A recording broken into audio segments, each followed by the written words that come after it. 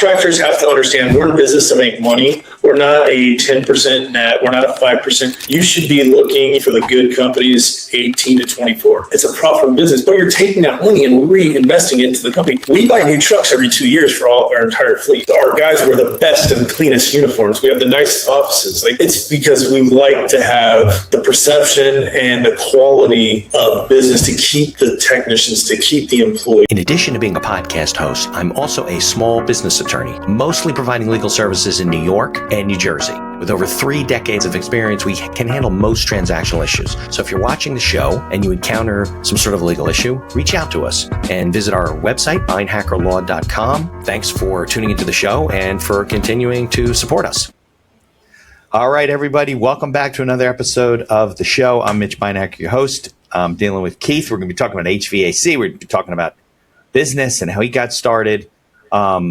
So we got some cool stories coming up. If you are listening on your favorite directory, leave us a 5-star review if you can. If you're watching us on YouTube, because we're trying to get more and more and more over to the YouTube channel, like us, subscribe us, share the show so we can keep connecting with people. And I always remind everybody, I think I told Keith this off the mic, I'm doing a sports podcast now with my son who lives in Fort Worth. It's called Benches and Bleachers. Check it out on YouTube. We got like 6 episodes. Most of them are Knicks right now, but we'll get into other things now that the playoffs are over. So if you are listening, I remind everybody that the information we share is really for entertainment purposes only, and it's not a guarantee of success of any kind. And if you hear something that Keith and I discuss, or I discuss with somebody else, don't make any decisions without talking to local licensed professionals.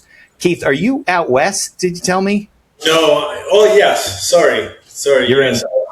I'm in Newport Beach, California. Got it. Right. That's south of LA or north of LA, something like that? South of LA. Yeah. South of LA. So you have all the good weather. Yeah, nice. Yes, Orange County. I came this close to living in Newport Beach. I was in Columbus, Ohio, and I got headhunted by a group. It was the days when CPAs were like going into the financial services business in the early days. So It was like some group that was owned by a big insurance company. They were looking to hire a general counsel, and I didn't pull the trigger. I was like, I'm going out there. I don't know anybody. So yeah, it would have been a nice life. So we decided. Yeah, it's been 75 for about 2 weeks now. Nice. Well, the good thing for me was that organization went belly up about 8 months later. So I didn't think their concept would work the way they were going about it. So anyway, thanks for coming on the show. I know we took a little while to get together and connect. But why don't we go back and start when, you weren't wearing nice suits in a nice office, and tell me your story. Thank you for having me on, Mitch. I appreciate it. Where do I start? So I grew up in the trades, HVAC mechanical mainly. Like family grew up in the trades? Your family was in the business? My family, my dad and my uncle owned a business together. My brother-in-law owned a business. So literally grew up in the trades. When I was a little kid, we'd go to the shop and make sheet metal swords and tear each other. Yeah, I mean, that's what you think about with trades, right? If your parents were plumbers, you might become a plumber, electrician. Nobody just chooses to go into that, although they should. Well, that's the challenge. So, even back then, they didn't want me to do the trades. Nobody wanted you to do the trades. You're not going to take over their business. You're not go out, get a job, go to college. Don't do the blue collar trades. Well, now it's probably one of the most successful industries in the world. Blue collar trades. AI is not going to take it over. I had a great meeting with a couple of, I won't name drop, but some industry titans in the AI and robotics industries where they are doing major military contracts out of Costa Mesa, which is one town over. They said, home service industry is not going anywhere for at least 20 years. We can't do robotics, climbing up into attics, interacting with exactly. And that type stuff. Yeah, I think you have tools that are going to make it easier to do things and to map things out. Maybe you don't need as much people, but there's no way that trades are going to go away. No way. No, it's just every situation is so different. So I started off, the best story I can tell you is the first story was my brother-in-law calls me up one day. Actually, I was over at his house. I was 12. 12? 13. Yeah. And said, come over and I got a job for you. So I go over to his house, riding my bicycle over to his house. And he asked me, hey, let's do this job today. And I remember the guy's name. I remember the house. I know exactly where it is to this day. And, you know, he tells me, we go over, jump in his truck. We drive over to his house. It's a little side job he had. You're not supposed to do side jobs, but it was a side job. Okay. Yeah. And he throws me underneath his house, and it tells me, rip all that stuff out, all the black stuff. You know what the ductwork is, just rip it all out. So I rip it all out. Just like in a crawl space underneath the house? Yeah, I just crawl underneath the house. I rip it out. Well, you're 12, so you fit right in there. That's perfect. Yeah. And I think it's great. You know, I think it's the greatest thing in the world. Like, I'm finding stuff. And I hear him upstairs talking to the homeowner, laughing, having a good time, whatever. And I'm done. So I climb back out, and he comes out and shows me, hey, this is how you put it back together. Here's the new stuff, blah, blah, blah. So I put it back together, throw some duct tape, and finished up that night. And it tells me, come back tomorrow, and I'll pay you. I said, all right. So I ride my bicycle back over to his house the next day. So you installed new ductwork underneath his house? Ductwork underneath his house, like 6 runs. It wasn't nothing big. But you didn't know what you were doing. You were 12. Yeah. Well, you know, I grew up around the stuff, so I knew enough to, like, I was like, to this day, everybody always goes like, how do your kids know so much? Because I make them do what my dad made me do. Like, learn got it. Like, hand me a wrench. Right. Well, what's that wrench? Okay. It's a crescent wrench. This is a crescent wrench. And I let them, you show them, right? Yeah. And so that's, I grew up in the We should trade, do more of that. Yeah. We need to, very much so. Because the kids we get coming through, I'm like, you don't know what a screwdriver is? Okay, give me the left-handed screwdriver. How about writing out a check? Yeah. I mean, my kids don't even know that check. I go through some of the weirdest stuff lately. But so I go through it, and, you know, I ride my bicycle back over to his house the next day. We live in a small little farm town. And he goes into his fridge, opens up his freezer, grabs a stack of cash out, throws me out, you know, 10 20s, $200, and I'm like, what? Yeah, that's more money you've seen in your life, right? Yeah, and so I literally, when's the next one? Right. And that was it. That was it. I was hooked. And here I'm literally, I'm a star athlete. I'm doing well. I played for the state team. I went to Europe a couple times, but all I knew in my head was I wanted to do heating and air conditioning. Right. I didn't want to go to school. I didn't want to, like, this year, like 6th grade, right? 12 is like 6th grade, something like that? Okay. 5th, 6th grade? 6th, 7th? Yeah. So, you know, every chance I got, summer breaks, you know, any time I could, I would always go over and help him out with side jobs, or I'd be at the shop, you know, bending up metal. He taught me a lot. My brother-in-law taught me everything, like, to a point, of the basics stuff out in the field. So it was all the blue collar stuff. Yeah, on a new construction commercial side of the business. So it was very educational. That's what you did? You guys mostly did commercial stuff? You didn't? New construction and commercial, so track homes and that type of stuff. Got it. Okay. And, so fast forward, I got recruited, kind of like what you were talking about. I got recruited and I got offered, I was 19, maybe 20. Got offered $20,000 to come to work for this other company up the street. I'm like, and he's telling me he's going to pay me over $200,000 a year to install. I'm like, now, Keith, did you go to college, or because you were doing so much work, you said, I don't need to go to college. I got a job or whatever. You finish high school? Finished high school. Finish high school. Okay. That was it. Yeah, because you're like, well, I'm not going to learn how to do this in college. Right. No, not even a trade school. I knew more than what the instructor. You probably didn't need. Yeah, you probably didn't need that. And look, unless you're going to be a professional, I don't know if you really need to go to college, to be honest with you. That's one of my big things. My biggest takeaway is I tell everybody, I go and I spoke at Chapman University recently. They'll never have me back because you told them the truth. I told them the truth. They're wasting their time. It doesn't help their model. Doesn't help their business. You're not going to be a lawyer or a doctor. Right. Specific. Even engineers these days, most of them tinker. Like, right. Palmer Luckey, who's a local here, and he's just started Anadrol, and he created Oculus and all this other stuff. He built it all in his garage, and he's worth billions. Now he's 30 years old. So, it's the doctor lawyer thing. I think is like the primary. But you anyway, gotta go right. You got no choice. Yeah. So I literally get this offer. I go tell the family. The family's telling me you're selling snake oil. Like, there's no way that could ever happen. You're going to top out at like 60 grand, 70 grand a year, or something like that. I'm like, well, I got to give it a shot. I really do. And so I gave it a shot. And Keith, this was to sell HVAC systems? This was to do the service side and install on retrofit. So in heating and air conditioning, you got new construction guys, commercial guys, commercial maintenance, then you got retrofit. Retrofit is you go into older homes and you're retrofitting the systems out. Fitting new systems onto the existing, like ductwork or whatever it is. Whatever it is, yeah. Okay, that's retrofit. We're going out there fixing stuff, we're replacing it and all that type of stuff.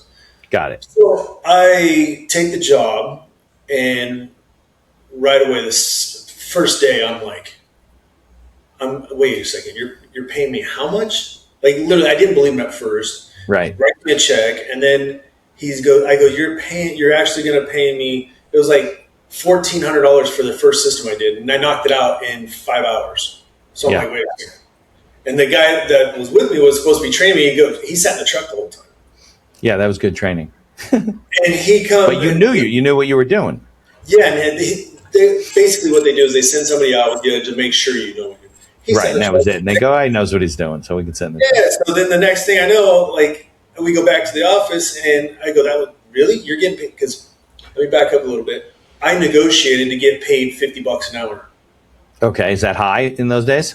Really high in those days. Like, I was the top guy. And we get back to this office, and the guy that's sitting next to me, Kyle, I remember the kid's name, and I go, so I know you're on a different pay plan, but what do you get paid for that job like that? He goes, I just made $1,500 an hour for the 4 hours. I'm like, looked at him, and I go, no way. He goes, yeah. $1,500 for the total for the 4 hours. So that's like $3 something an hour. Is that right? Right. Yeah.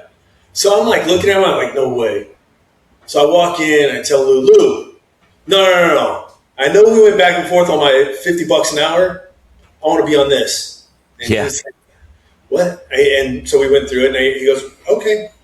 So literally, I go, do you guys got another job for me? I can go do another one right now. Yeah.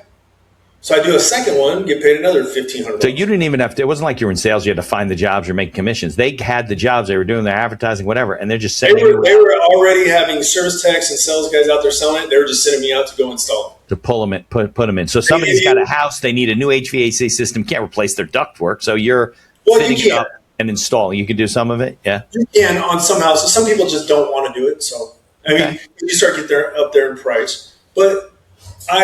So I started going, man, this is fantastic. And then they give you a vehicle, brand new vehicle, everything's loaded. Okay. Everything's delivered to you and all this other stuff. And they're like, here's a helper. So I go, all right, cool. And the first day I'm going through this job and I'm teaching him, and he's slowing me down a little bit, but I'm like, and I'm young and I'm dumb. And I go, wait a second, I got to pay you out of my $1,500? Oh, the helper, you have to pay him? Yeah, so typically you pay them 2%, 2.5% of whatever the total of your dollar amount was. Well, that's nothing. Still, I'm greedy. Right. I'm young, and I think I don't need this guy. Right. So the only time I need a helper is to throw a furnace up in the attic, or lifting heavy things, whatever. So I always planned my delivery runs around when I needed help. So I was smart enough to figure out, like, all right, the delivery guy's coming with the new equipment. He can help me unload this, lift it up, put it. Okay. So I did very well with that. And one day I come in, they have no work for me. And mind you, we had probably 50 install crews. So it was a big company. Yeah, nobody had work. Everybody's kind of like, all right, going home. And I'm going, no, I'm not going home. So I walked into the office and I said, hey, dude, you said I would never have a day off. He goes, well, you don't. Today we just don't have work. So I'm like, okay. He goes, you want to run a service call? I said, yeah. So I go out to my first service call, which was... Because you wouldn't get paid if you weren't on a call, right? If you're not you get paid per job. Yeah, for the job. Per job. And if you had callbacks, you didn't get paid for that. So you had to do the job properly. Yeah. I Go to my first service call. It's in Sacramento. I go to the first service call. I remember the exact address because, you know, my moniker is HVAC God, and it's literally the address was 666, so I thought it was funny. Oh, yeah, there you go. And I walk in, go through it. They had like a 15-year-old system. I sell them a new system. Okay.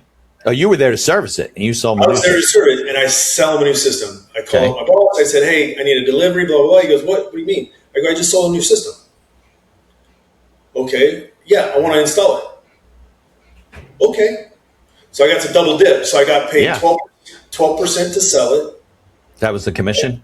That was the commission. And then my install fee, depending on what it was, typically it was anywhere from 8 to 12% of the total. So I got to double dip. Nice. And I was like, this is awesome. Right. Next day I said, I want to do that again. I want to do that again. Yeah, but you didn't know every service call would be a sales. It depends. No, but I knew what I was. The difference was I knew how to talk to people. From service techs, most service techs are out there just to fix it, and they don't. Right, they don't say anything. They do it and leave. Yeah. They don't realize, like, hey, open up a conversation, find out the customer's needs. And I didn't even know this. I just would talk to people as I'm working. I'd bring them over and show them stuff as I'm working. Right. Look at this. This is probably going to go out soon, but just remember that. And like, just kind of talk. And my closing percentage was like 70%, 75%. So I was like cranking. And that's when the boss came in and goes, dude, we can't afford you to be installing anymore. Why? Because it's cheaper to pay the other guys. I was selling so much at such a high closing ratio that they needed me to be out there selling and feeding the rest of the crew. And that's they didn't want you to take up the time installing. They need you to be out there. They wanted me to go to the next call, Well, that makes sense, right? Yeah, that makes sense. Revenue. Right.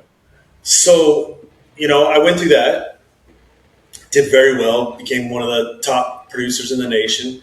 Then from there, we started, looking at other aspects of the industry, and from service, then I became just a strictly 100% sales guy. And which I didn't like.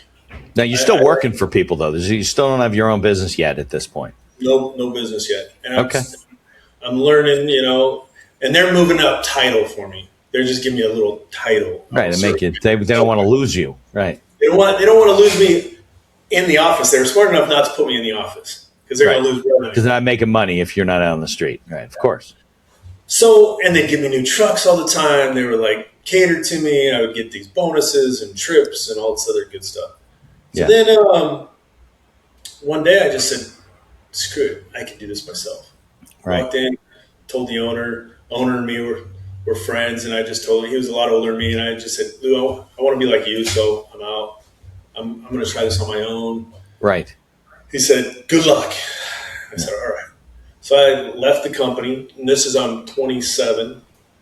You were 27 years old at this point? Yeah. Okay. 27. Okay. I literally go to the CSLB, sign up to take my contractor's license. I go and buy 10 trucks, 12 trucks. I lease a building. I logo out all the trucks. I buy all the computers, and I start hiring people because I know when my test date is. We start doing marketing. We buy billboards and do all this stuff. So you're spending all this money getting geared up, building a whole, and you got no business yet. I mean, you're looking for business, but we already started securing business. Okay. We weren't bringing in money yet because I didn't have my license yet. Right. So you couldn't do but it. We knew when my test date was, so we were booking calls for the following week. So you were timing it. Well, that's smart, right? You want to line up your work as soon as you can go. You hit the street and you got money coming in because you're already laying out a shitload of money, right? You're signing on leases for trucks. You're buying. You signed. You got a payroll now coming up. Payroll, everything. And then I go and take my test. I pass it, no problem. I walk up to the counter. I tell them, "Hey, okay, I need my license." They go, "Oh, yeah, it'll be mailed to you 6 to 8 weeks." Yeah, there you go. What? Welcome to government. Yeah, 6 to 8 weeks. I passed. Yeah. 6 to 8 weeks. So I don't get it right now. I got a payroll. I got people waiting. Yeah, 6 to 8 weeks. The same in Jersey. You get your contractor's license. You got to wait 4 to 6 weeks to get the actual card. You can't get hauler decals or anything until you get this shit, and you're always chasing around for it. Yeah. So then I'm like, oh man, what do I do now? I got a full staff. So we just perfected, how we were going to run calls. We started making phone calls and telling all our clients that we already booked, hey, we got to wait a couple more weeks, blah, blah, blah. Just bought time without them knowing. There wasn't, Keith, you couldn't like hire a guy who was a little bit older maybe, who had a license and he could work under his license for a little while, and there was no way to do that? You're not supposed to. Right, but people do it. But people do it all the time. They lease out. Yeah, they do it in Jersey too. Right, yeah. Okay. But I didn't think that far in advance. I was too dumb. I was young. Dumb. Well, you have this company you built. You're trying to. Did you when you left your job? Had you saved money? Like you had some capital in the bank? Yeah. I had money in the bank, and I had 2 houses. So but I had to pull out equity out of one of my houses as soon as I found out we had 6 to 8 weeks to wait because I had to make payroll. All of a sudden, I'm like, I'm dipping. Yeah. And as soon as I got my license, we hit the ground running, built the company to $4.5 million in a year, and like we were gone. Like it was great. I loved it. Enjoying life. My office was probably 3 miles away from my house. Like I had everything, and then got an offer. And I'm thinking, cash out, baby. Yeah. Love the number. I'm 30 years old. Love the number. It's great. Not realizing I don't know what a P&L even was at this point. I didn't know I didn't know nothing. Right. You knew the business. You knew how to sell and install and whatever. Right. We're in a business guy. Realize how much they're going to take out for taxes and everything else, and ad backs and warranties and all this other stuff. So I leave, and what am I going to do next? And so Keith, this was to literally buy you out lock, stock, and barrel. You weren't going to even stay with the company. Not staying. So you sold. You did. You sold it at that point. Yeah, they took my company, crushed it, tucked it into their company. Right. They just absorbed the business, basically. Yeah, it's just a tuck-in. What did they want to do? They wanted the customer list for service and things like that? Like, what were they buying? Customer lists. Because they didn't get you. So, okay. Customer lists. That's all they want. Okay. Some assets, nothing major, but I'm thinking I'm great, whatever. Then, fast forward, a few months go by, I end up going to work for the company that bought me. Because? I realized that I didn't make that much money after everything. And I realized that I was bored out of my mind. I'm not a guy that's on his hands. Yeah, that's a problem, right? And, I'd go to the new company, and first day in that we're going over P&Ls, and I'm going, what are we doing here? Like, I'm literally trying to figure it out. And this is like But you don't want them to know that you had no idea, right? Yeah. This is like a $17 million branch at the time. And I'm sitting there going, I have no idea.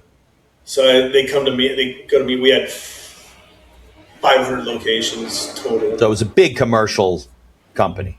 Residential retrofit. It was 100% residential retrofit. Oh, got it. They were just big. We had franchises, and we owned the franchises, and we also owned corporate stores. Location. So you had corporate chain, and you had franchise that you were selling to franchisees who were using the system or whatever. Okay. Yeah. And so I ran out and started learning what I had to learn really quick. There was no Chat GPT back then.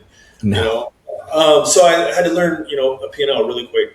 I had to start learning where the numbers were supposed to be. And that, I always tell everybody those were my college years. I learned so much during the 5 years, 6 years. Yeah.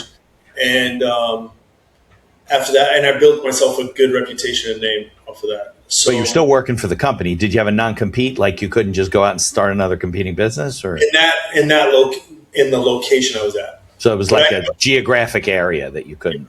Okay, fine. But it was fine.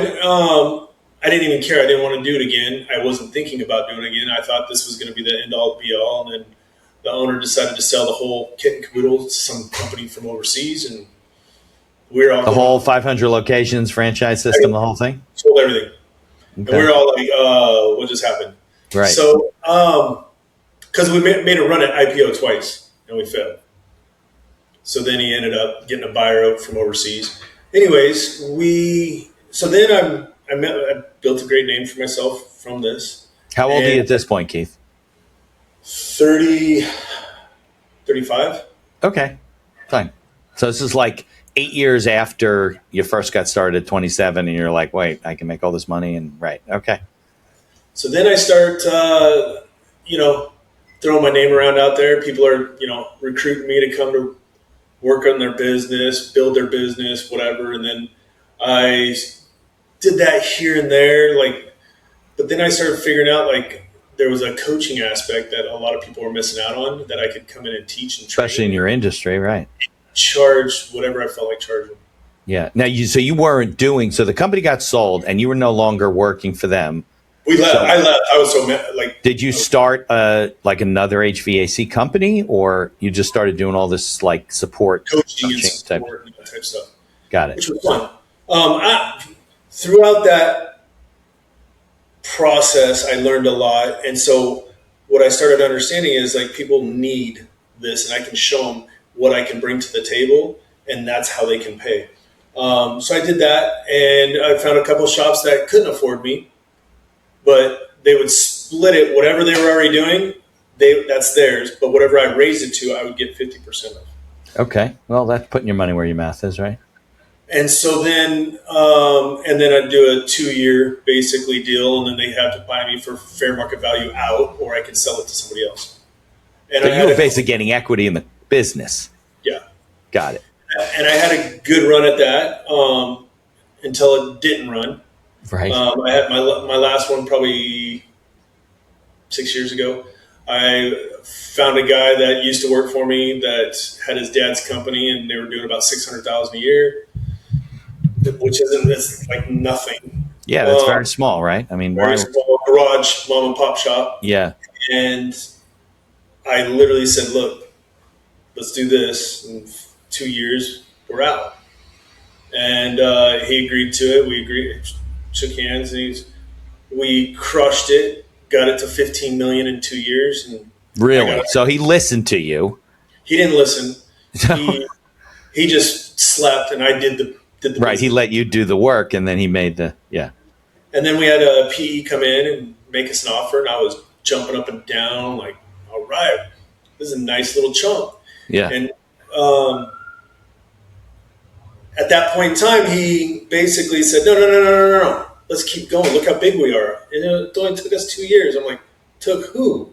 I hadn't seen you in months. Like, what are you talking about? So went home one night, and I tell my wife, and she goes, then leave. I go, you know how many millions we got sitting on the table right now? And she's like, so what?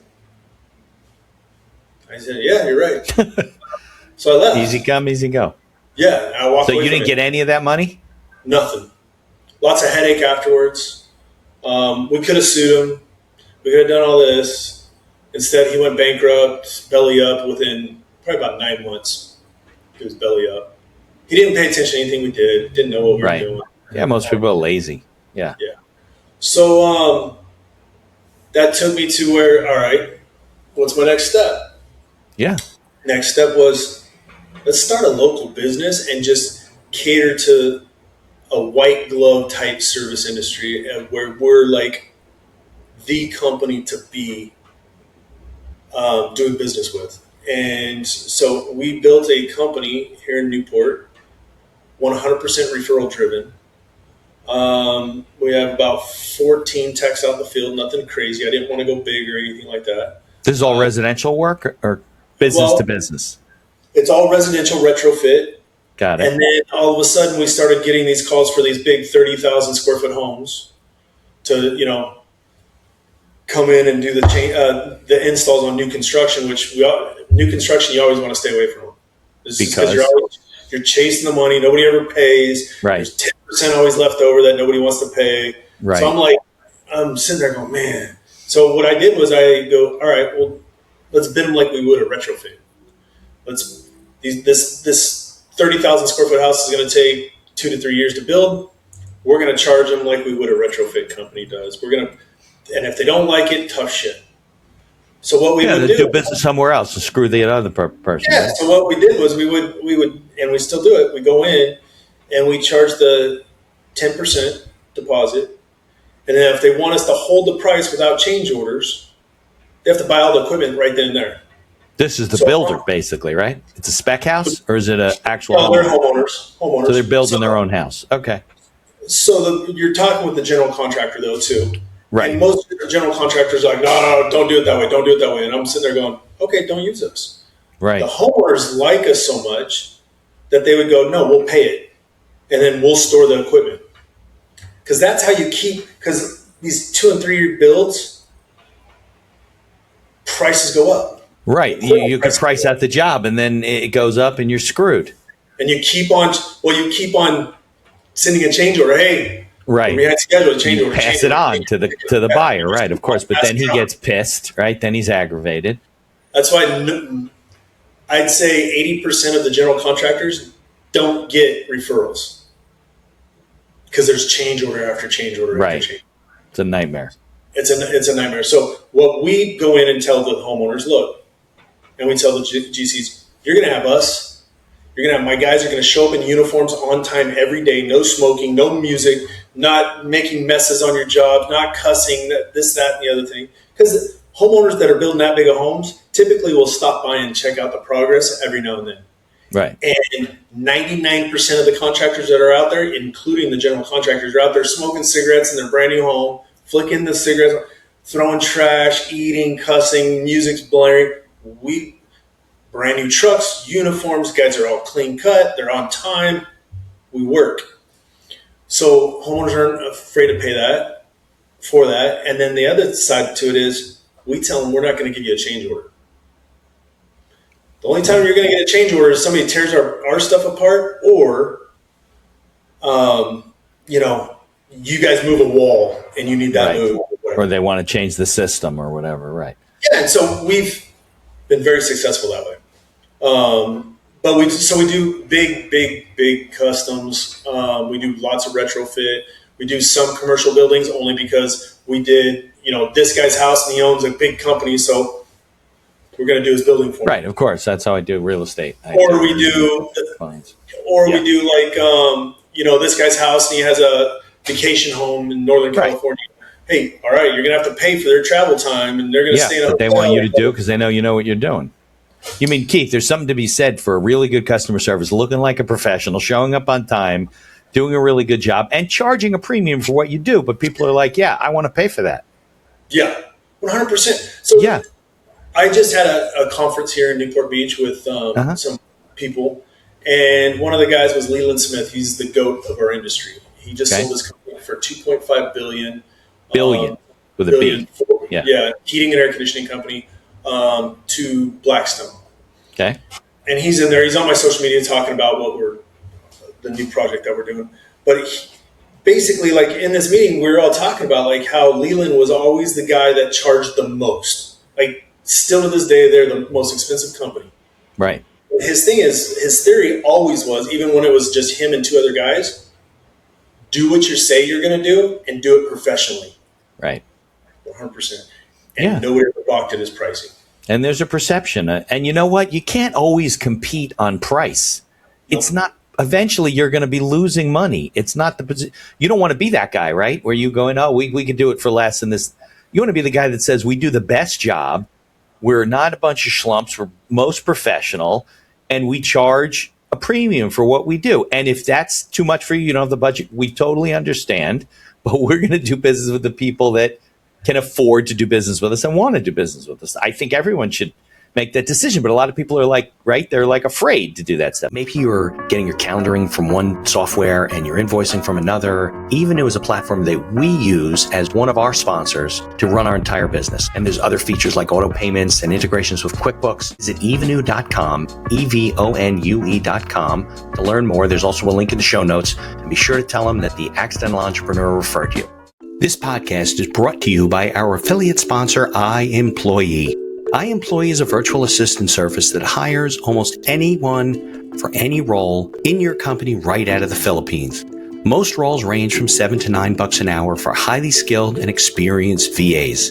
And whether you need an executive assistant, social media manager, video editor, customer service, sales, you name it, they have it. We use iEmployee for our VA services, from editing and promoting the podcast to all the PR and promotion of our law firm. iEmployee acts as a virtual field supervisor on the back end with live video monitoring and reports on a daily basis with screenshots of your VA's workday, and along with complete HR and payroll duties. No more paying for overpriced and underqualified workers. There's a link in the show notes to get a 1-week free trial, and I encourage you to take advantage of it. They're going to They're afraid to do it. They're afraid of the numbers. They're afraid to lose the job. Yep. We have a client just yesterday. We went out. He had his son's cousin or somebody nephew. Somebody had sold him a system. They went out and installed it on a weekend. System doesn't work. They paid them $8,000 cash and wanted us to fix it because it didn't work. And I said, look, this is what we can do. I told my tech, just tell him we'll just rip out everything he has. We'll reinstall it. And we're going to charge the original price that we told him. Right, your regular price. Well, which was $35,000. Right. And we told him, we're going to charge you $35,000. He goes, but I have the equipment now. Yeah, but it was installed improperly. We don't even know what works, what doesn't. Right, you didn't buy it. You're going to test it, and then you charge him $50,000, right? Yeah, we're going to have to rip it all out anyway. So, this is what we're going to do. And you get no warranty with it. He's, this doesn't seem fair. I'm like, then use somebody else. Right. You want the responsibility. This guy's, you're going to pay for his mistakes because he's trying to save money? That's crazy. And it's the liability. What do you need that liability for, right? 100%. He called this morning, and we're doing the job Monday. There you go. Because he's like, we had to explain to him, look, man, you got to understand this is a business. We're in business to make money. And that's what most people don't understand. Right.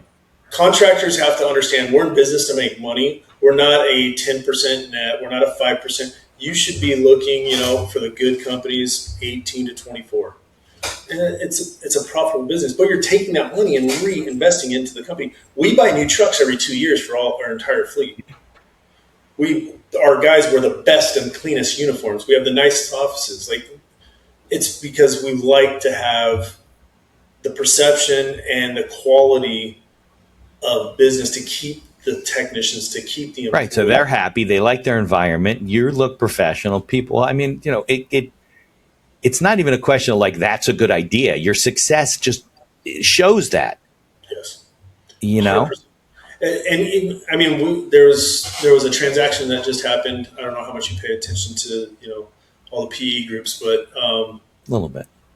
$2.5 billion was the biggest that anybody's heard of. And then about a month ago, Apollo bought a big stake in Apex, which is another heating and air conditioning company. And the valuation was $11 billion. Residential retrofit. Pre-COVID, we had probably 5 private equity groups in our... That were in right. But now they always wake up and they're like, wait a second, money can be made. Yeah. Goldman Sachs bought in December. Goldman Sachs just paid $2 billion for a company. We have I think there's 220 private equity groups now in our... Well, you got to think about it, right? Wall Street's gone crazy. So these guys need to put their money somewhere. And then they start saying, wait a second, those guys are making money in home services and stuff like that. Let's look at that. And that's, then they start analyzing, and then they see the margins and that AI is not crushing the business, Well, it's recession proof and pandemic proof. Yeah. So we grew our fastest in the big recession, in 2008, 2009, we grew massively because everybody was scaling back. All the smaller shops were scaling back. They didn't want to advertise. Nobody knew what was going on. So nobody was advertising. Everybody was willing to sell and give up their business, really quickly for assets, basically. And so, if you had the money behind you, you'd grow very fast. So, I was going to say, so what do you think? Clearly you've done this multiple times, right? You come into a situation, the guy's doing maybe $600,000 or $800,000. It's a lifestyle business. He's barely doing, and then in the course of a very short period of time, you grow it by millions, right? What do you think is your secret to success, and what are all these people doing wrong? You got to practice what you preach. Okay. So my big thing is I have meetings every morning, no matter what. With your people. With my people. You should be the first one there and the last one there. Okay. If you want to the work ethic. Okay. It's a work ethic. If you want to scale quickly and scale right, you got to show them that you're willing to put in. Eventually, you won't have to, but at the beginning, you need to be in there, showing them. You need to know what you're doing. A lot of private equity groups are having problems right now because they won't listen to guys like me. Like, I'll come in, help them do some M&A and that type of stuff, and then next thing you know, they're like, "Hey, we fired all the top guys because they were making too much money." I graduated from Harvard, and I don't even make that, dude. What's that to do with anything, right? Because let's be real, most people look down on blue collar industry. They always have. Yeah. Now it's flipped. So PEs come in, they see that, and they go, "Oh crap, cut everybody's salaries. They can make more money to the bottom line. They don't realize you just screwed up the whole entire culture of the business." Right. The whole business is going to change now. Yeah. So I think the big thing is, like I said, you got to know what you're doing. So like, I've been at companies where I see they bring in, this college graduate, and he knows everything about marketing. He knows everything about the books, but he wouldn't know what a thermostat was if it hit him in the head, right? Yeah. So the guys aren't going to want to listen to that guy. They will not listen to those people. Right. They're just going to butt heads. They're going to tell you every which way why it can't be done. Right. And the guy at the top is going to go, "Okay, that makes sense." And then the guys are in the parking lot laughing. Right. Well, yeah, we got over on that guy. Yeah. So you got to know, like I tell everybody, you got to have somebody in there that understands the business. Not necessarily the business side all the time, but you have to know your basics, to the trade itself, whatever trade you're in. But that's probably, the key to success in this industry is really doing what you're supposed to do and doing it. I tell everybody, pretend there's a camera on you at all times. Don't get the gotcha moments where you go out there, you're messing with somebody's air conditioner, it doesn't work, and all of a sudden you tell them they need a new one, and all it is a fuse. Right. Don't be that guy. And then you'll get more referrals. You'll get your reputation. Because your trust breaks down. They don't have faith in you. Yeah. But even the guys that you worked with who were already in the business, like they knew the business, they could install things, whatever, but they just weren't reaching the levels of success that you were reaching. So was it just a lack of It's hard. So working hard?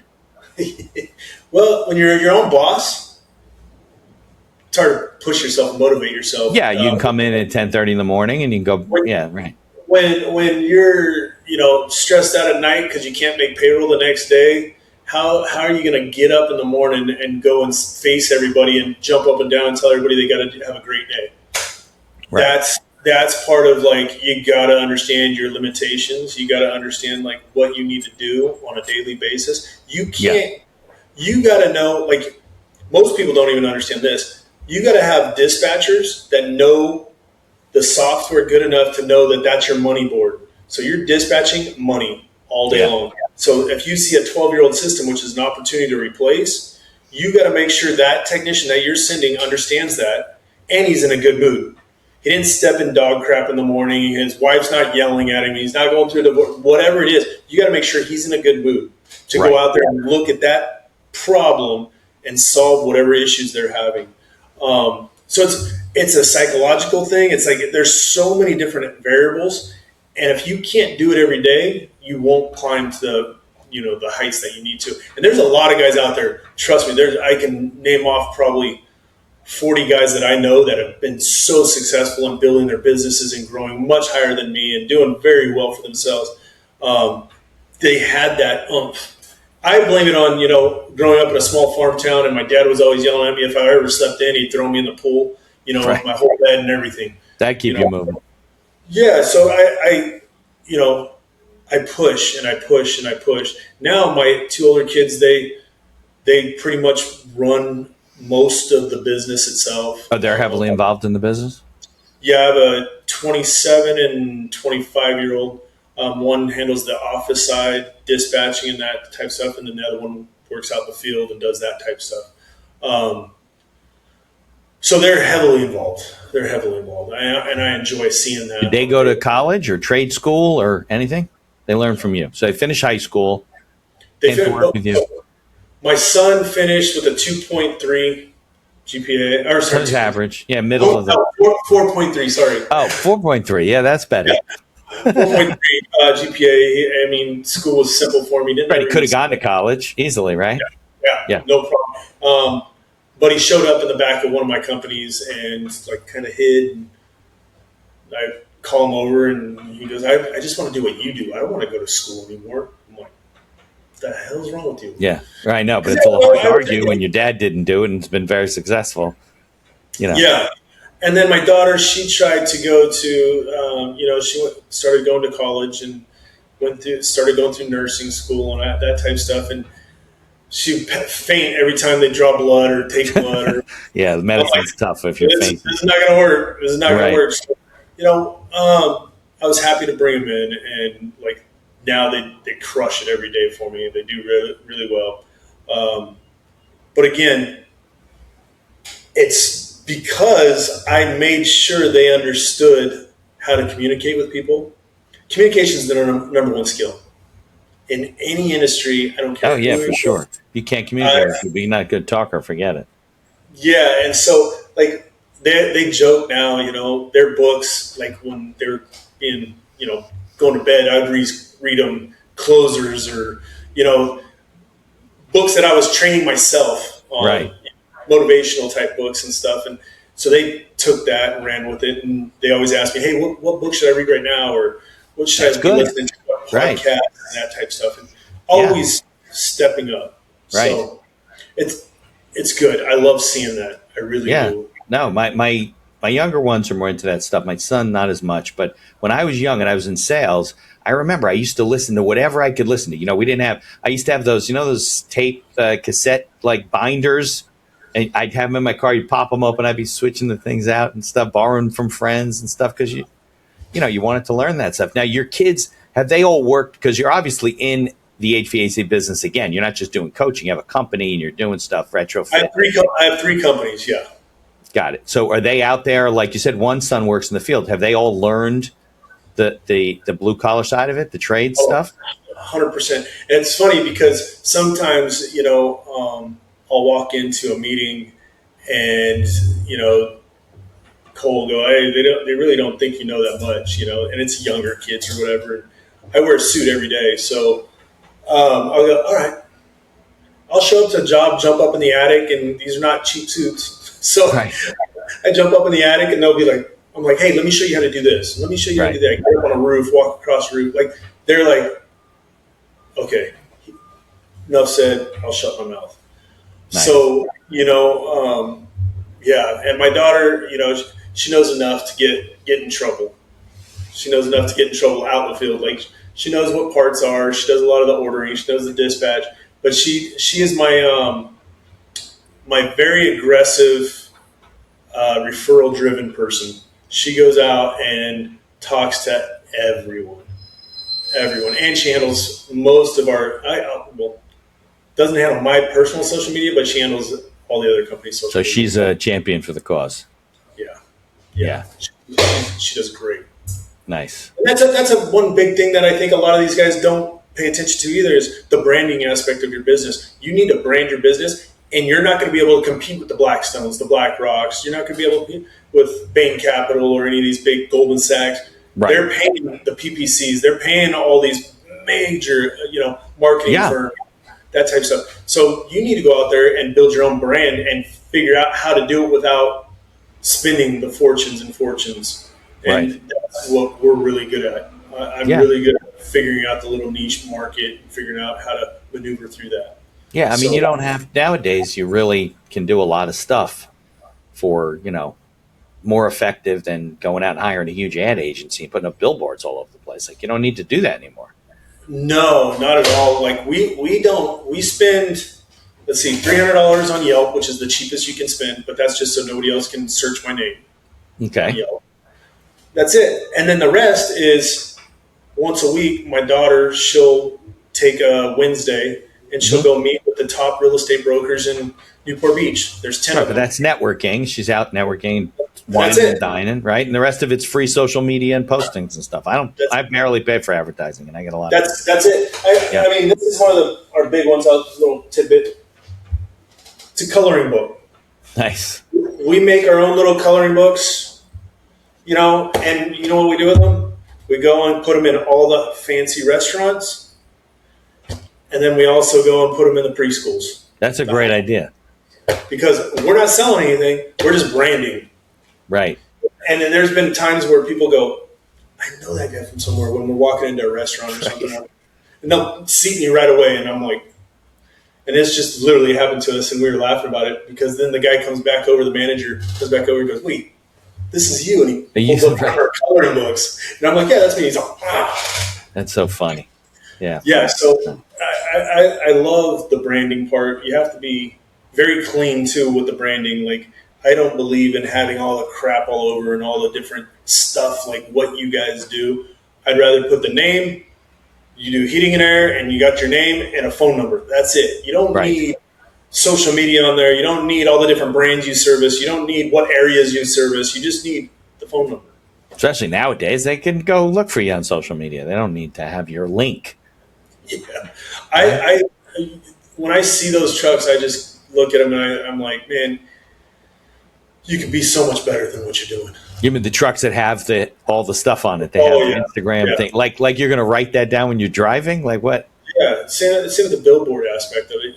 If you're doing billboards, that's branding. You're just branding. You're just putting on that billboard. It just should have your logo and what you do. Nothing else. It should be John's Heating and Air Conditioning and the logo. Nobody's going to stop and write down the phone number. No, but they might remember John's Heating and Air Conditioning and look it up later. Yep. That's basically what it boils down to. So for me, that's kind of, those are the primary things I see in the trades. Okay. So Keith, if people want to learn from you, follow you, see your story, see what's going on with your world, what's the best way for them to connect with you? Is it LinkedIn? Is it Instagram? Is social? Instagram, I'm pretty good size. I get anywhere from 500 to 1 million views a month on there. It's just HVAC God, real simple. Just putting stuff out there, real. Yeah, and my new project, Home Guardian. You'll see that all over that. I'm on LinkedIn. I'm on everything that's out there is like I'm on every social. But it seems like Instagram probably does the best for me. And you can shoot me a DM. I respond. If it gets put in the filter for some reason, usually that one slips for a day or two. But usually I'm pretty responsive. And what's the name of the main company? HG Home Services. Okay. Is my home service business. Then I have HVAC God, which is M&A and going and speaking at schools and doing that little training and that type stuff. And then HG Home Guardian. And that's my hardware and software technology company. Is that what HG stands for? Home Guardian? Well, it's HVAC God, really. But we had to figure out, and it took, a huge team to figure out what could we make HG stand for Home Guardian. And it took us a little bit, but we got it. And we just copyrighted it and did all this stuff, good stuff. So, nice. Well, I can't thank you enough. I guess it's 4 here, so it's like 1 o'clock there almost. Yeah. So you still got a day left of you. I appreciate telling your story because, if people hear these kind of stories and they're like, yeah, I guess I could work a little bit harder and be a little bit smarter and be a little bit more professional and maybe my business and all the other things that go with it. But, maybe we'll start charging and not be afraid to charge the premium, what you should be charging. I think the biggest thing is like every morning I wake up very early. I'm an early You're an early guy? Very little sleep. And I get up and I literally work out and I clear my head. I don't pay attention to anything. That's my time to reset. Everybody's like, nobody's around and I can just get to reset and take the day on.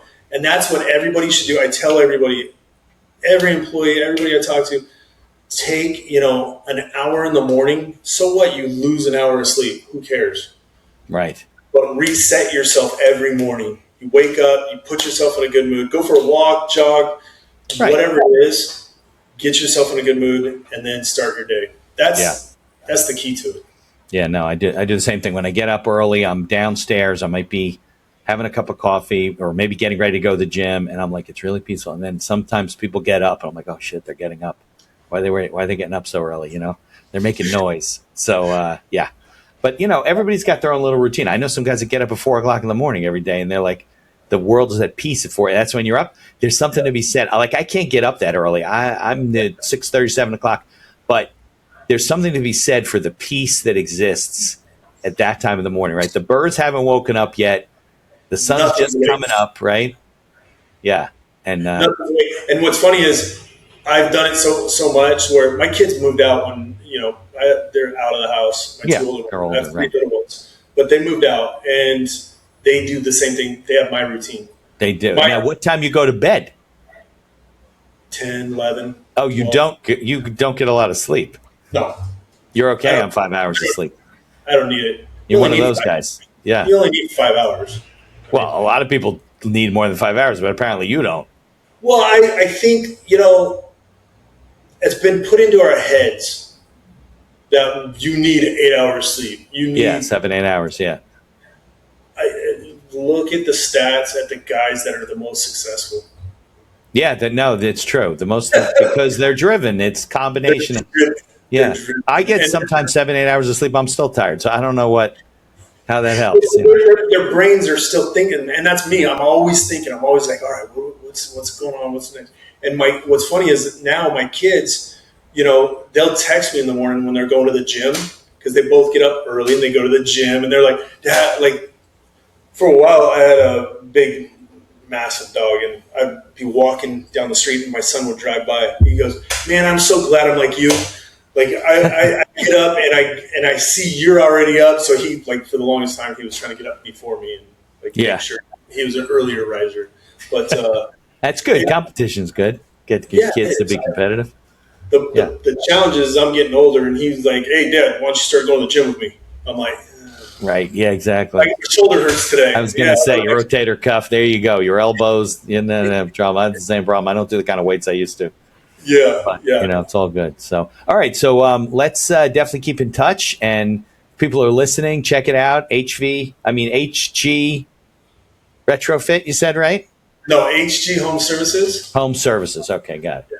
And Newport Beach, California. So I appreciate us getting in touch with each other. If people are joining us for the first time, go to the website. There'll be links in the show notes. Follow Keith. Follow us. And have a great weekend. I appreciate it. Thanks, Mitch. You too. How can you help us, though, continue to help you? First, please subscribe to the channel. Like us. If you listen to the audio version, leave us a 5-star review wherever you can. If you see our posts, please share those posts, share the content, and link back to our law firm website, which helps us to continue our SEO marketing and grow our firm and help small business owners.